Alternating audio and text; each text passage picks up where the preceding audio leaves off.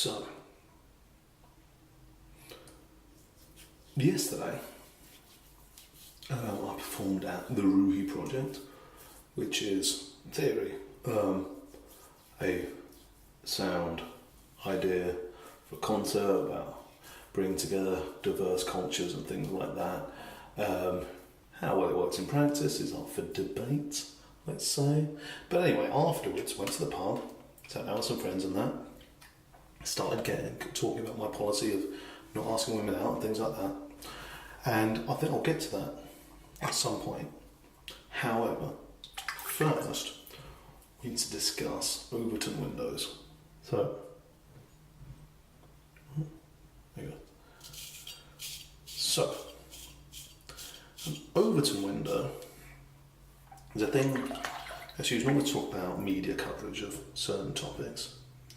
And it's worth keeping in mind whenever you want a discussion about changing people's worldviews. Because an Overton window is the window of, shall we say, acceptable ideas. Yeah? So, for instance, and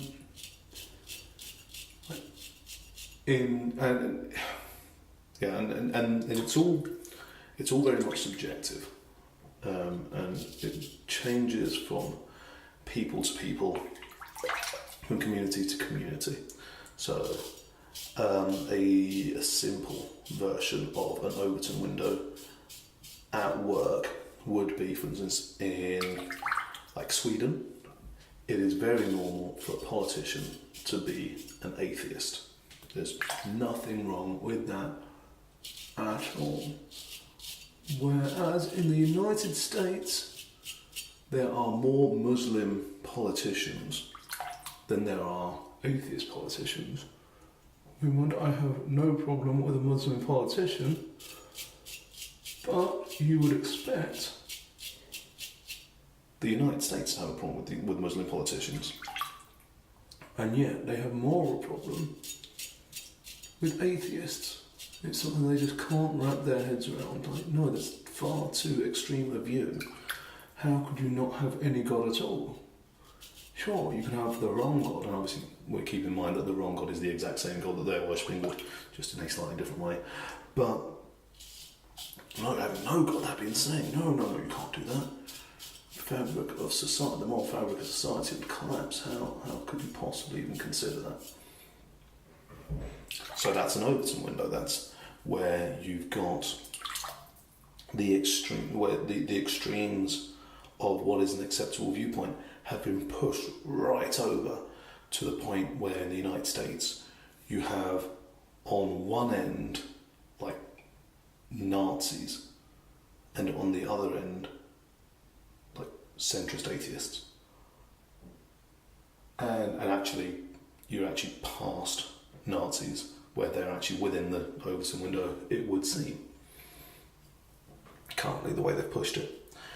And I say this is something to keep in mind with everything that you think about with regards to how people view the world and what people are willing to accept in the world. So when it comes to feminism and when it comes to equality, this is something that is important to keep in mind as well. Because fundamentally the idea of equality and that kind of thing, it is, there's no scientific proof to say that, these people are equal or these people are not equal. It is very much up to humanity to decide we want these people to be equal. Because you can argue it scientifically, you can argue it as many ways as you want to argue it. You can be as generalist or as specific as you want to be. You're never going to be able to achieve consensus there. What you have to do is say, no, you know what, I don't care. What I care about is that as a human being, I want to be better as a human being, and therefore, actually what we want is not what science or what nature tells us. We want to say, okay, what do we actually want? What do we want the world to look like? As I said before, you have to live in the world that you want to live in. But when it comes to how society treats the world, then you have to think, right, how do we change society? And this is where your Overton window comes. So, when I talk about the whole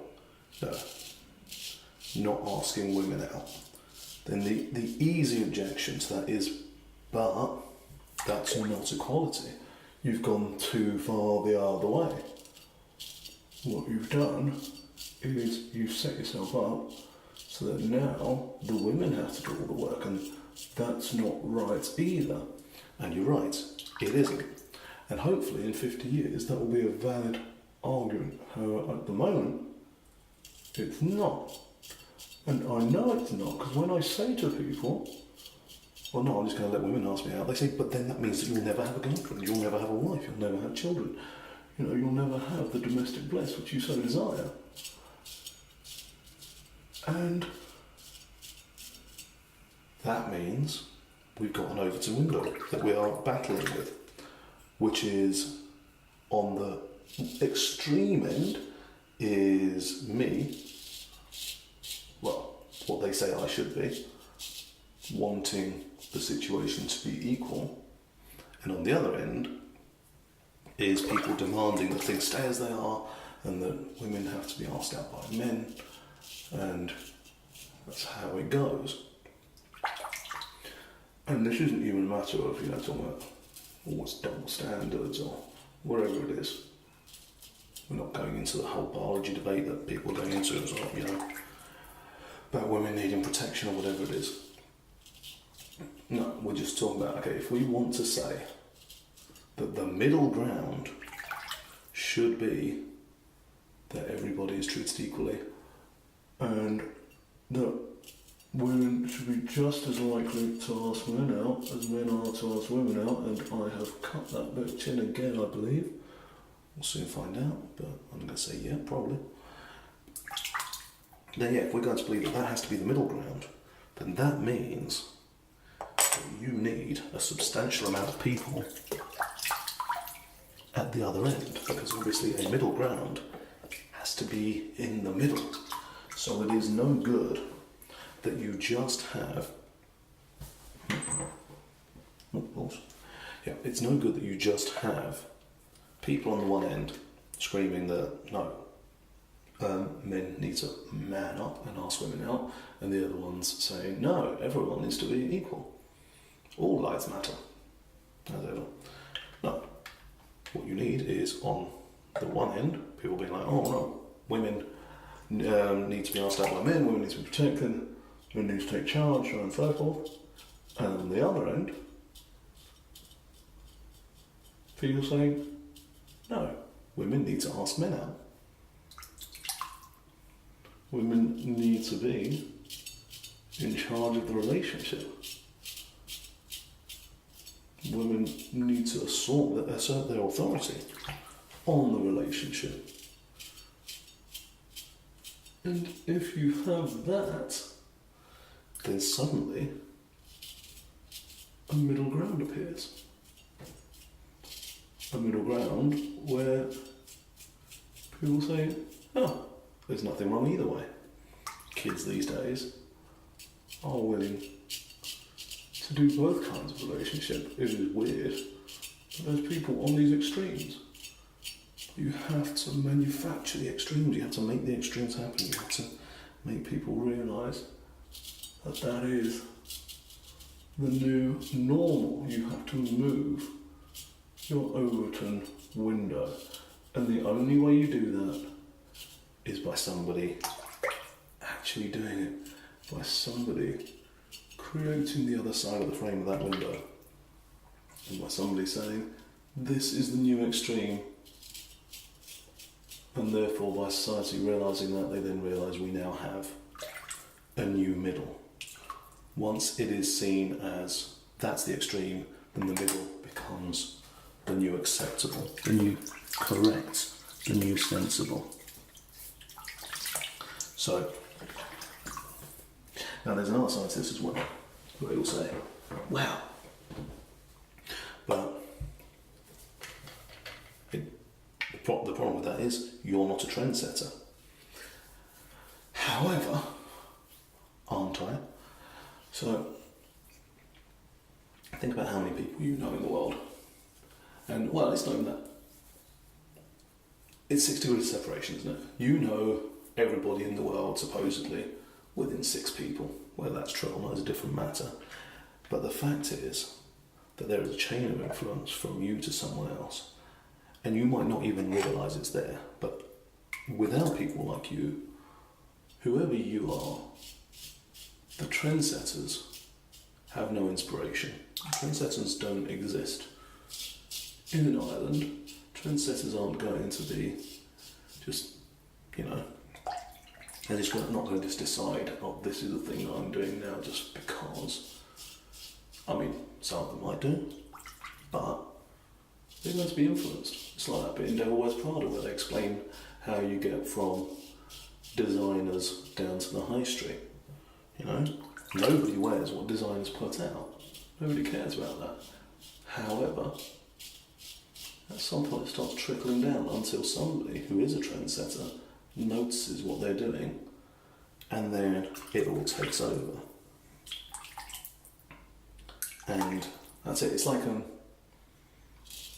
not sure if at the start of this I talked about Rosa Parks. But yeah, so Rosa Parks, if you don't know,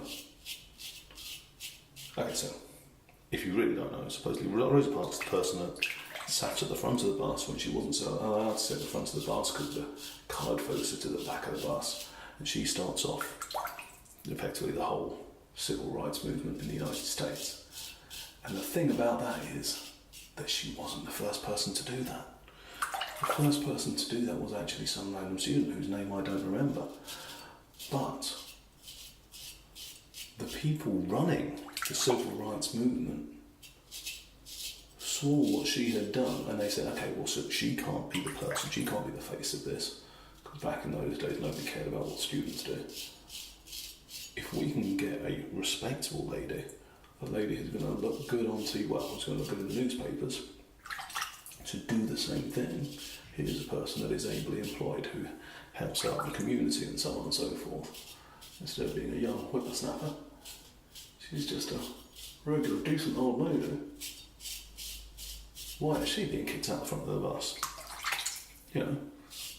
You need to have that one person with no influence to influence the person with influence, and to get that trend rolling, to get it all going in the first place. And that can be any of us. Any of us can become the trendsetter's trendsetter, can become the people who influence others, can become that initial spark that gets the entire movement going. And if nobody's willing to do that, then it just never happens. Nothing ever changed because people stay doing the same thing. So yeah, somebody's got to do it. There's no reason it can't be me. Obviously, other people that need to do it as well. I'm sure other people are doing it. I'm under no illusions that I've come up with something brand new and interesting. However, that doesn't mean that I shouldn't do it. So, that's why I do it.